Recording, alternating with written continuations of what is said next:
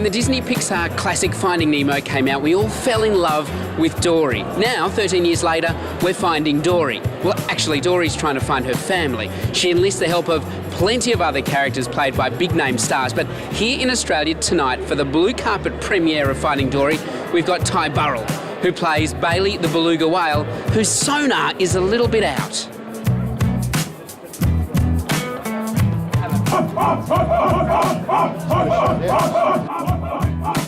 What face does a fishy make? Yes. Spot on. It's traditional Instagram face, I feel. Yeah, exactly. Oh, you're doing much. Blue seal, fishy. Exactly, you got it. Yeah. You got it. Thanks, James. I love your dorsal fin. Thank you.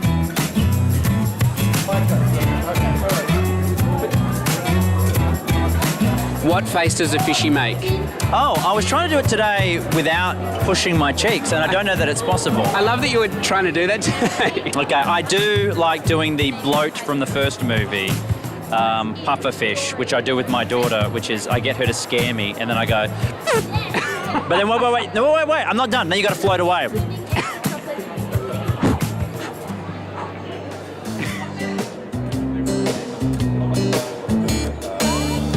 Hi, James. Very well. Nice to meet you. Nice to meet you too. Man, it's so hard when your sonar's off. I totally am. What? When your sonar is off. Right.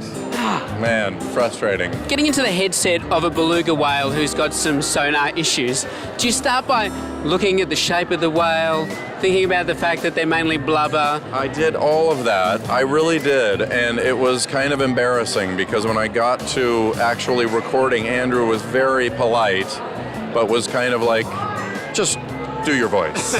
Just talk. And we don't need any of the research. We don't need it. He was very lovely about it. That's a great lesson for young actors. Yeah. Do all the research. Yeah, do the research and then don't throw it all away. Yeah. One of the really sweet things about this film is that all of the characters have some sort of a disability or something holding them back. Yeah, I think Finding Nemo sort of introduces the idea that family is just the people who love you and are around you no matter what they look like if you didn't come from, them by birth. And this one takes it a little bit further that I think in a way that that our imperfections can be made whole by friendship. Everybody's got something wrong with them, but in the end, our friendship and their support of each other sort of compensates for it. I think it's a beautiful message, and nobody conveys those messages like Pixar. Are the kids going to like it? What did your daughters think when they saw it for the first time? They liked it so much that I basically didn't see the movie. I really didn't see the movie. The first time we went to a screening at Disney, and I was just constantly fielding the comments, and they were climbing all over. They were so excited to see it, and every moment they wanted to talk about it during the movie. So the premiere was me basically going like, oh, I didn't see that part. I haven't seen that part. I guess when life gives you lemonade, you make lemons. Yes! You make lemons. You do. Fantastic to meet you. Thank you very much. You too. Thanks a lot. You're going to love Bailey the beluga whale, played by Ty Burrell, as well as all the other characters in Finding Dory, which is in event cinemas right now. We're going to live on. We're going to survive. Today, we celebrate our Independence Day. 1996. Yes. That is a very long time to wait for a sequel. I was looking back at what was going on in 1996, because this was the biggest movie of the year. This was #1 at the box office. Remember the #1 TV show? Oh, I like this question. Okay, #1 TV show of 96. I'll give you one clue. Clooney. Okay, ER.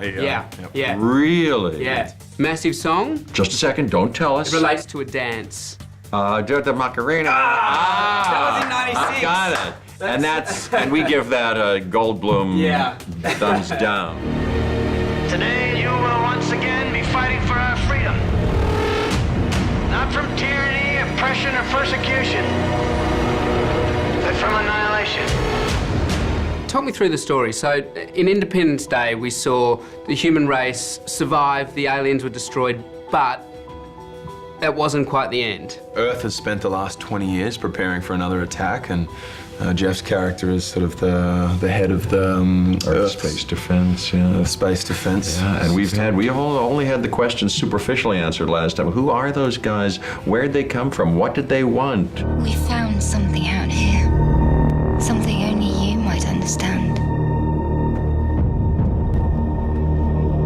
Oh my God. Did we really beat them? Oh, those questions are answered intriguingly, I think, in this next one. That is definitely bigger than the last one. When you have to work out how to act when the weight of the entire human race is on your shoulders, what are you going to for inspiration? I try not to think about it at all, especially when you're working with someone like Jeff Goldblum. Their performance can take you to places you couldn't even dream of. Yeah, but you don't want to be there. You don't want to go to those places all the time. As a sequel, how important is it having someone like Jeff Goldblum come back from the first movie? You know, when like social media started, I said, what is that good for? And then I said, oh, maybe it's good for kind of making a little quiz, you know? So I asked my followers, who you want to have back the most? And who you think it was? Jeff Goldblum. What goes up must come down. Shouldn't we be nervous? Yeah. So tell me, what did you heard about Liam Hemsworth before you met him? I kind of saw this like handsome fella in Hunger Games, and I said, wow, who is he? You know, and it was interesting because I met all the young actors of that age pretty much, you know, for this film. And I just liked Liam the best. I think it's his confidence. You know, he's like kind of a guy who's always like kind of quite quiet, but the moment you point a camera on him, there is something happening there. So what do you hope fans walk away feeling? I think, you know, mainly I hope they will be entertained, you know, and go for a wild ride. That's what these movies have to be, you know, they have to be a wild ride. But as the day